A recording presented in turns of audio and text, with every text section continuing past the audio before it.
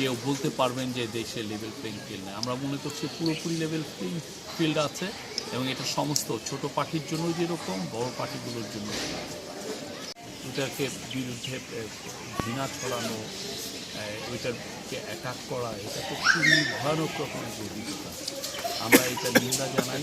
আমরা আমাদের সর্বোচ্চ চেষ্টা করছি এগুলো যতদূর পারা যায় এটাকে ঠেকাতে, এটাকে এই সমস্ত ফোর্সকে রিলিজ করতে। তো তারপরে অনেকগুলো ঘটনা ঘটেছে, আপনারা দেখেছেন। বেশ কিছু মাজারে অ্যাটাক হয়েছে। বাংলাদেশ পীর আউলিয়াদের দেশ, এখানে মাজারে অ্যাটাক হওয়া খুবই আনফর্চুনেট। তো চিন্তাই করা যায় না। আপনার পছন্দ হয় না, আপনি যাবেন না, কিন্তু রেসপেক্ট করতে হবে, সবার ফ্রি রেসপেক্ট করতে হবে। হ্যাঁ, আর সামনে ইলেকশন আসছে, ইলেকশনে আমরা সবাই মিলে যাতে ভালো ভোট দিতে পারি।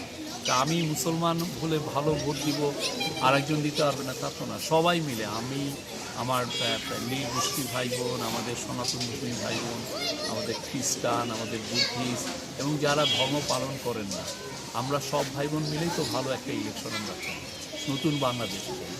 সেইখানে দুটা ইলেকশন আছে, একটা হচ্ছে যে পার্লামেন্টারি ইলেকশন, আর একটা হচ্ছে গণভোট। আমরা চাই সবাই দল বলে যে আমরা গণভোটে হা ভোট দিব এই জন্য যে আমরা যাতে বাংলাদেশে আর ফ্যাসিস্ট কোনো রাজত্বের কায়েম না হয়, বাংলাদেশে যাতে আমার আপনার অধিকার সবসময় অক্ষুণ্ণ থাকে, আমরা যেন এই বাংলাদেশে আপনার আমার কথাগুলো যেন সবসময় শোনা হয়, এরকম একটা বাংলাদেশ। এবং এখানে যেন যেই অপশাসন যেটা আমরা আগের রেজিমের অটোক্রেসির সময় আমরা দেখেছি, সেটা যেন এখানে আর যেন রিপিট না হয়। এটাকে বন্ধ করার বন্দোবস্তই হচ্ছে হলো এই গণভোট। এই গণভোটে আমরা সবাইকে বলছি হাব। আমরা মনে করি খুবই ভালো লেভেল প্লেইং ফিল্ড আছে। ইলেকশনে তো এখন যাচাই বাছাই হচ্ছে যারা ক্যান্ডিডেটের, অনেকে অ্যাপিল করেছেন। তা আমরা ফুলদমে ইলেকশন ক্যাম্পেইন শুরু হবে 22শে জানুয়ারি। আমরা আশা করছি যে এই যে অ্যাটমসফিয়ার আছে, আমরা যথেষ্ট মনে করি এখনও ভালো অ্যাটমসফিয়ার আছে। ক্যান্ডিডেটরা অনেকে বাড়ি বাড়ি যে ভোট চাচ্ছেন, আমরা প্রচুর পোস্টার দেখছি, ইলেকশনের আমেজ সব জায়গায় আমরা দেখছি। আর লেভেল প্লেইং ফিল্ড দু একটা কথা বলেন, বাট আমরা দৃশ্যমান কোনো এমন কিছু দেখছি না যে জন্য মানে কেউ বলতে পারবেন যে দেশে লেভেল প্লেইং ফিল্ড নেই। আমরা মনে করছি পুরোপুরি লেভেল প্লেইং ফিল্ড আছে এবং এটা সমস্ত ছোট পার্টির জন্য যেরকম বড় পার্টিগুলোর জন্য।